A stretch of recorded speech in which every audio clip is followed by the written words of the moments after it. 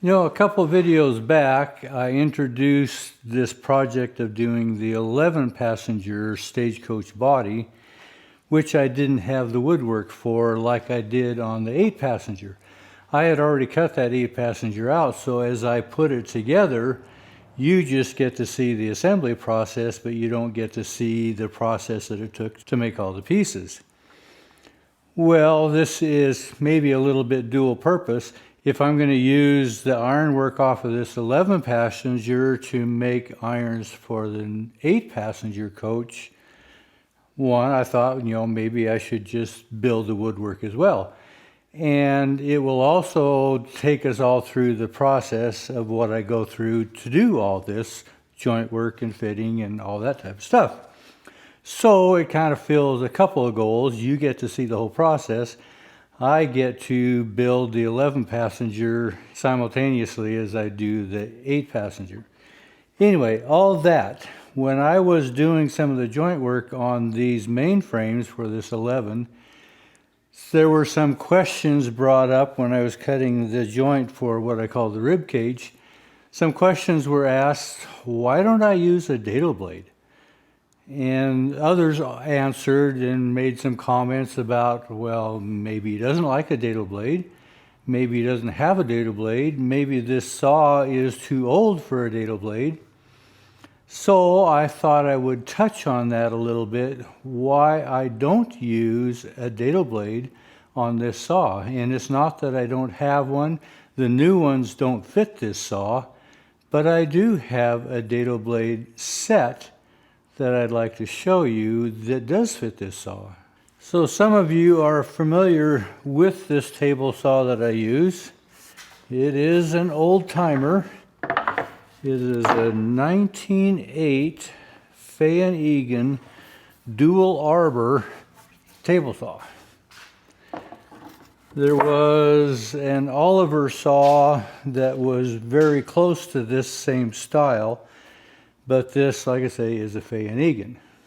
And this is referred to as a sliding table saw.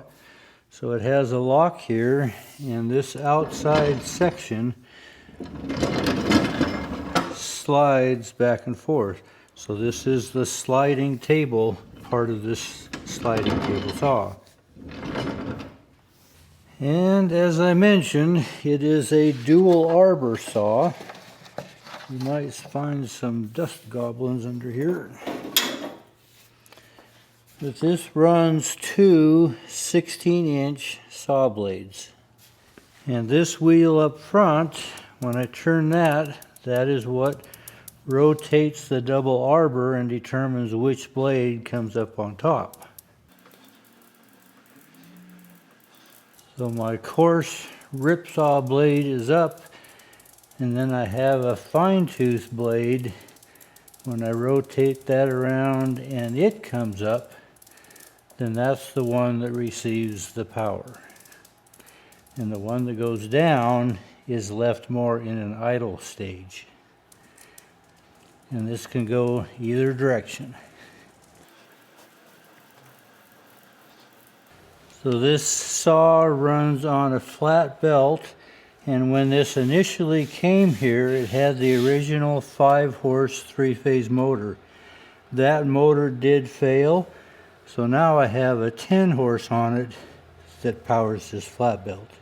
So this saw initially came out of a high school about 100 miles west of here in the town of Livingston, and they were upgrading to a more modern saw.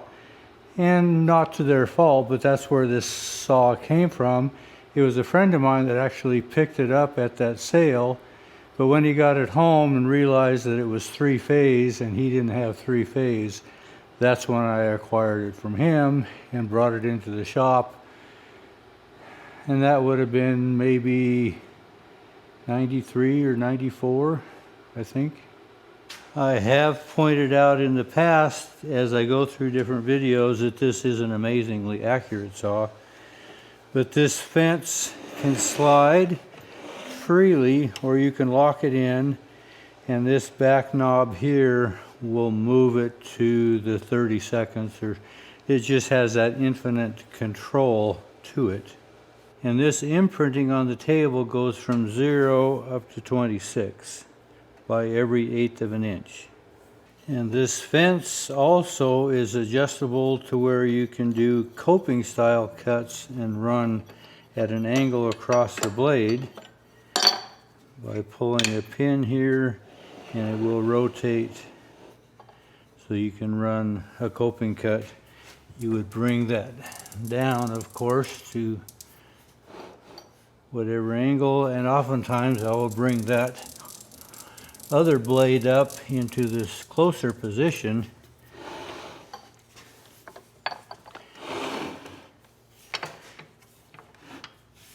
and I can get a cut like so across that blade. Don't do it very often, but I have done it. And part of the reason that the high school got rid of this saw is that the bearings are Babbitt bearings, so it takes a consistent maintenance. They wanted a more modern saw with roller bearings. And also this table tilts, whereas a newer saw, the arbor tilts. And that is a much safer saw than this saw is. So there's trade-offs, but that's why I have this saw, and you just kind of learn to live with it. And it has this wheel on the side, and that's what tilts the whole table. And there is a gauge on the front here that goes by every degree from 0 to 45.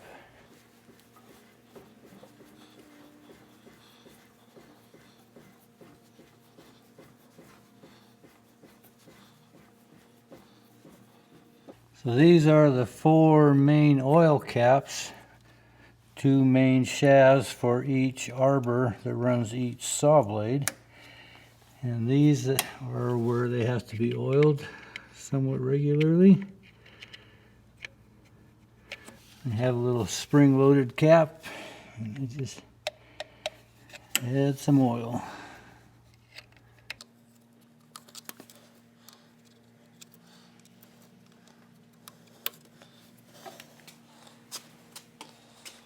So as I rotate the blades, you can see how this whole mechanism rotates. So as this arbor comes up, the weight of the belt transfers the power to that one, and the bottom one goes kind of in the idle position, but then I can bring it up, and this one receives the power, and the other one goes into more of an idle position. They will both spin, but this one receives the power that is up. So the maintenance and this tilting table, I think, are the 2 main factors why the school got rid of it. The tilting table is the most dangerous part of this.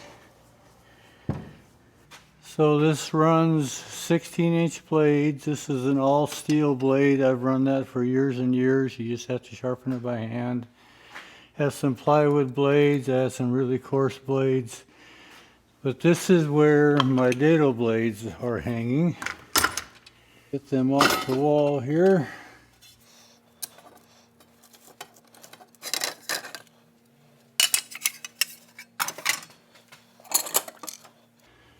Those dangerous looking things.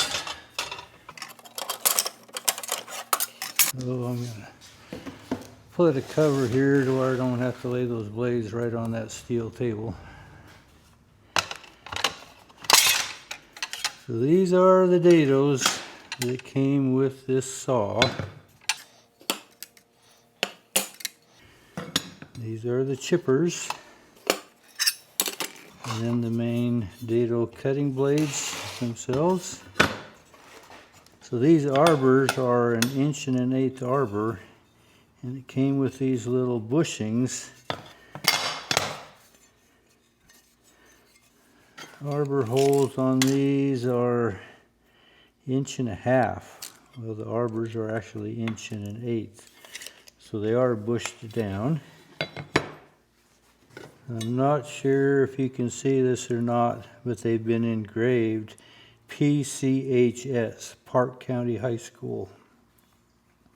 And that's where they came from, out of Livingston.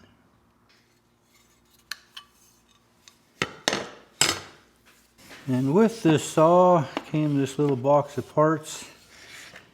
And what all this goes to, I'm not totally sure. A bunch of big washers. Has some more of these bushings in different widths. Because as you set up these dados, you use your two outer blades, and then you put in the appropriate thickness of chipper that you want to add to this to give you the width of your dado cut. So the widest bushing that I have is for a 3/4. So you have to take your two blades and shim it out with whichever size chipper you would want. This is probably the heaviest one. This one is a 5/16. Then you add the thickness of your blades. And you can see these are pretty rusty because I don't use them often. I've played with them, but I don't use them as a rule. So as we're set here, we would have a 1/2 inch dado. So if I wanted to increase that, if I have another 1/4 inch chipper,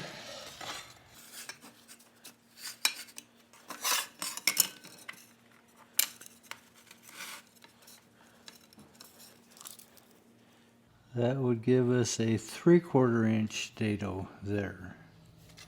And since that's the widest bushing I have, I'll demonstrate it with the 3/4 inch dado cut. So these are a little different than your modern dados that you can just spin and change the widths on them. Now these teeth do have a little flare to them, so they have to be down and positioned between a tooth so it's not going to interfere with those.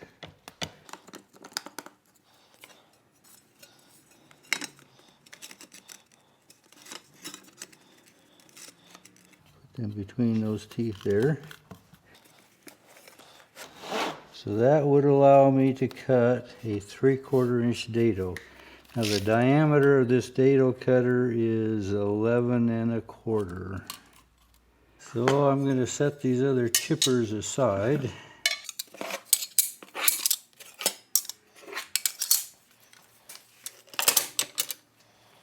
So to mount this up, how do we do that? Well, on your newer saws, you would have a removable plate here that surrounds your blade as it comes up, and you can take that out. We don't have that option here. So this sliding table is actually slidable to the side as well.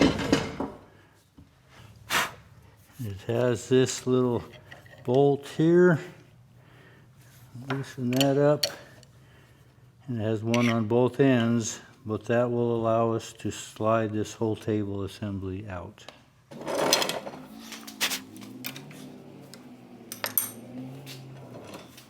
So I've got both sides loose. I'm going to lock it into place, and this whole table can come out. Now we have to make sure that it's square, so that when we run our sliding table, it is actually running square with the blade.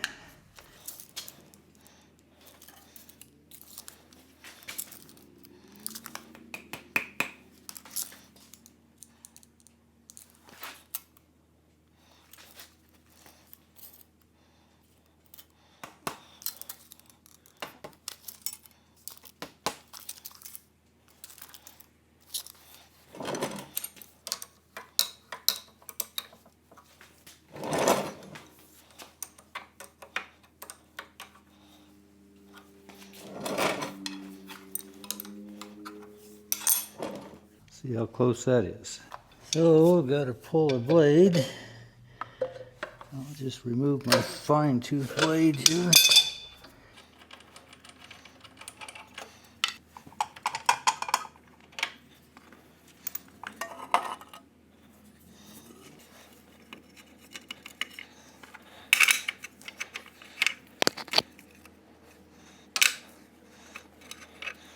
Oh, this is where those big washers are going to have to come in handy. With the extra thickness of this dado, this heavy washer isn't going to work.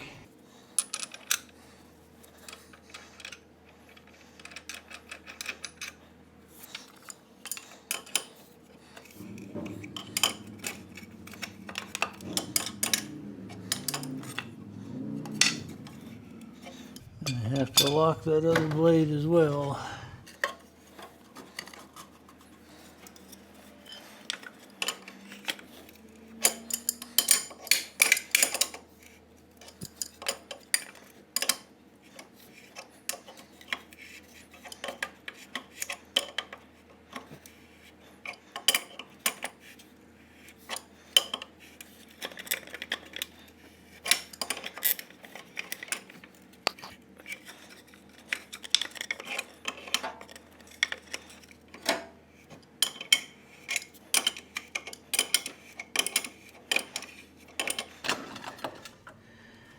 Well, the arbor is spinning because this blade is down lower and it doesn't have the tension of the belt, so I actually need to raise it up to get more tension on the belt to hold that arbor.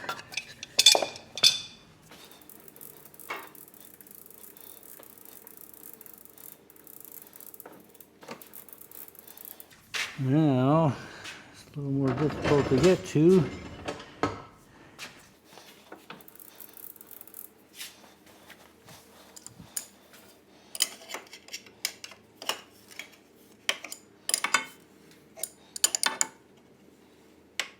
That arbor is still spinning, so I've got to see if I can lock that belt a little better.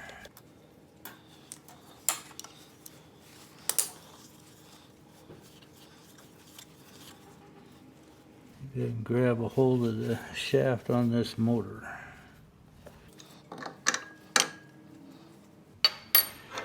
When I change regular blades, I don't have this trouble.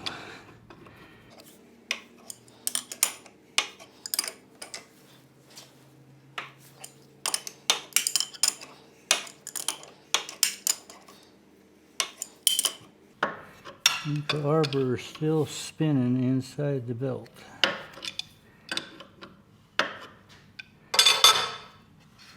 So I don't have a good hold on that blade.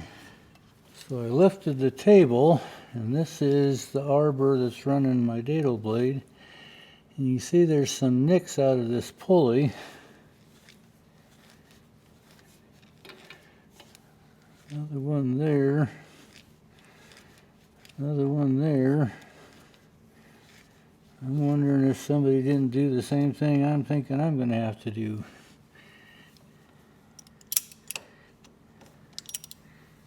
I grabbed a hold of that and have that bump up against this housing, if that would hold that arbor. Try not to break another spot out. Try not to be too aggressive, but it's got to cinch down on that. Oop. My channel locks just fell off. Well, hate to admit defeat. I've had this dado cutter on here one other time, and I don't remember how I got it tightened down. I didn't think it was this difficult, but in the time that I have played with this, and I still have not yet got it secure enough to actually operate, in my memory when I did operate it, it hammered terribly loud, and it's probably because everything is not really sharp. But the time it takes to do this, to fiddle around, get it on here, adjust the table, I'd had those cuts made already. And that's kind of why I don't use this silly thing. It doesn't take much just to nibble them out like I do. So you're witnessing a frustration in me that I very seldom throw up my hands and say, it's not worth it, I'm not going to do it. This is one of those times that it's not worth it, and I'm not going to do it. And I'll probably not ever put this dado cutter back on here again. But was it originally for this saw? Yeah, it's questionable since it had to be bushed out. But I'm kind of done with it. No, I'm not going to use a dado cutter to cut out my joints. That's why I nibble them out like you've seen me do time after time after time after time. I have better things to do. That's where I'm at.